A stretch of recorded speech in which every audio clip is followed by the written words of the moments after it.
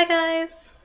So I am not filming in front of my manga bookshelf today because it is empty. I'm actually moving here shortly.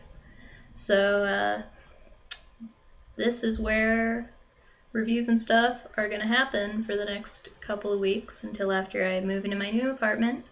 First of all, can I say how obsessed I am with this lipstick? It's a new one from Maybelline and it's blue. And it's amazing, and I love it. And today I'm reviewing a sci-fi title, so I figured that blue lips were suitable enough. This time it's just going to be a short little review, which is already late because my life is busy. Oh well. I've been reading quite a bit though, and today I'm going to talk about just one title I've read, which is the short story by Hagio, They Were 11. This was released in English back in the 90s, and the edition I got my hands on is actually released in 4 comic book issues and flipped. The other way to get this story in English is as one of the stories in the anthology 4 shoujo stories, but that is notoriously out of print and expensive. So Hagio is one of my favorite manga creators, and I'm super excited for the release of Otherworld Barbara in August, which is a newer science fiction series from her. She's one of the most influential and well-known members of the Year 24 group of female shoujo mangaka, who did a lot to revolutionize what was acceptable in shoujo manga back in the 1970s. There are a lot of misconceptions surrounding that group, and I might make a video about that sometime in the future, but one of their biggest contributions was stories that were more complex and aimed at a slightly older audience than the shoujo manga of the 60s. They included themes about gender, sexuality, including queer sexuality, and politics in their works, and created works in genres like science fiction, fantasy, and horror that were uncommon in shoujo manga at the time. They Were 11 is a sci-fi short story, about 100 pages long, by Hagio, originally published in 1975 in the magazine Besatsu Shoujo Comic, or Betsukomi, although this translation actually comes from a newer 1994 edition of the work. I'll go ahead and link an article below that talks about the small but significant change that was made to the dialogue for this edition, since I personally think it's really interesting. They Were 11 takes place thousands of years in the future, at the site of the entrance exam for the prestigious Galactic Academy. After the written portion of the exam, a group of young men is placed alone on a ship and told that the 10 of them must simply survive for the next 52 days. However, when they do a head count, the young applicants realize that there are 11 people on board. One of them is an imposter. But who is it? And what do they want?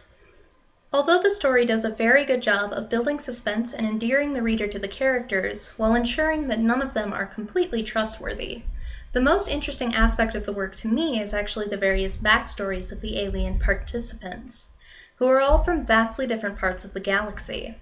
In particular, Hagio uses this premise to explore how gender and sexuality might be treated differently across vastly different cultures and even species. There are 2 characters in particular, Frol and Nu, whose backstories are used to discuss gender identity and gender oppression. Frol is an androgynous preteen from a planet in which children are genderless until they reach adulthood, at which point, if left to nature, they would randomly differentiate into either male or female. However, that differentiation is rarely left to nature, as hormones are injected to differentiate the eldest child as a male and all other children as female. Men on Frol's planet hold all of the power and are expected to build large harems of women. A younger child can only choose to become a man if they achieve something great before differentiation occurs, such as, for example, getting accepted into the Galactic Academy. This is Frol's purpose. They are a younger child eager to become a man for the status the gender distinction implies.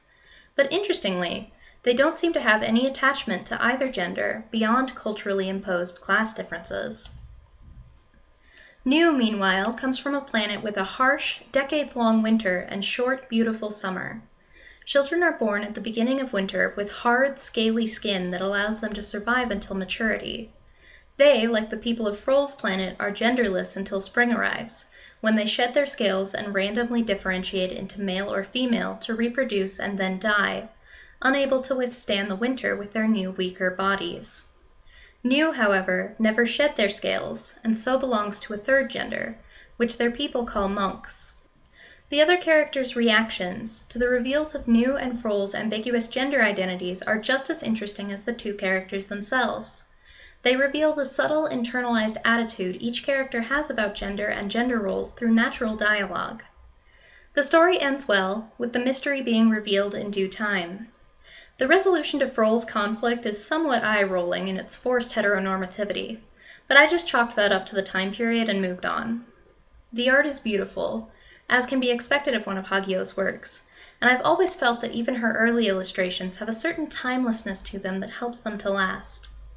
Her use of paneling to convey a strong sense of complex emotionality is perhaps less effective here than in her more dramatically focused works, such as The Heart of Thomas, but it also helps to heighten the feeling of tension and growing fear between the characters. And of course, it's a mark of the era. Personally, I love the ornate beauty and wild emotionality of 1970s shoujo manga, and really enjoyed reading this.